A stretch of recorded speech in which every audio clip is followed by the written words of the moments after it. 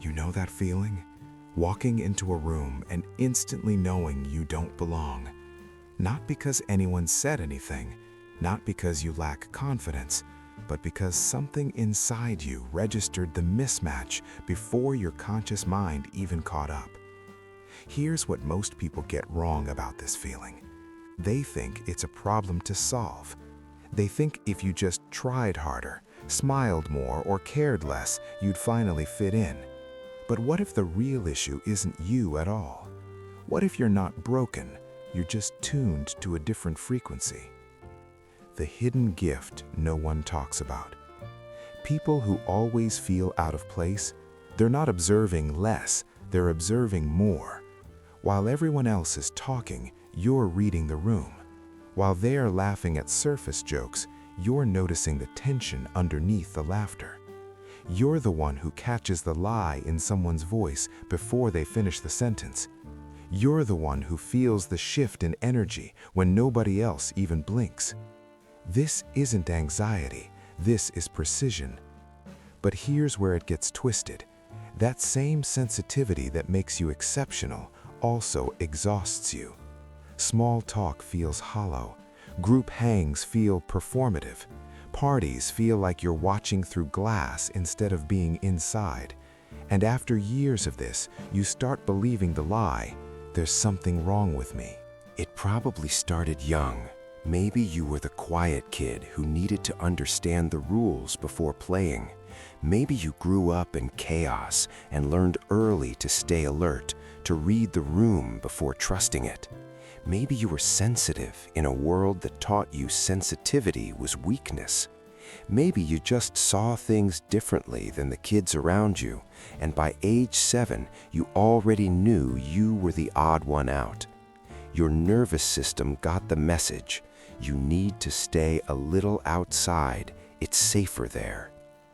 Fast forward 20 years, and that protective mechanism is still running.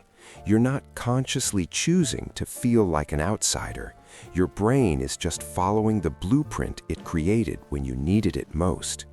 You learned to belong by keeping yourself slightly apart, and now that survival strategy feels like your entire identity. The twist nobody expects. Here's what changes everything. That feeling of being out of place, it's not a sign you're broken, it's a sign you're awake. People who fit in effortlessly often do so because they've never questioned anything. They move through the world on autopilot, accepting what they're told, following what everyone else follows. But you've always known something was off.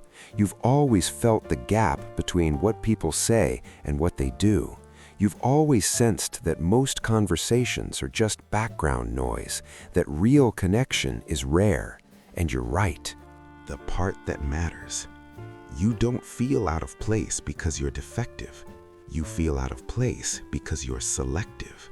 Your system is literally designed to reject shallow connections and seek authentic ones. Your discomfort in fake environments isn't a flaw, it's a filter. The real psychological truth? People who always felt out of place have higher standards for belonging. They won't accept half belonging. They won't pretend. They'd rather be alone than surrounded by people who don't actually see them. This makes them rare. This makes them valuable. This makes them exactly the kind of people who change things, who see what others miss, who create meaning in a world obsessed with surface. The ending you actually need? You're not broken, you're not awkward, you're not too much or not enough.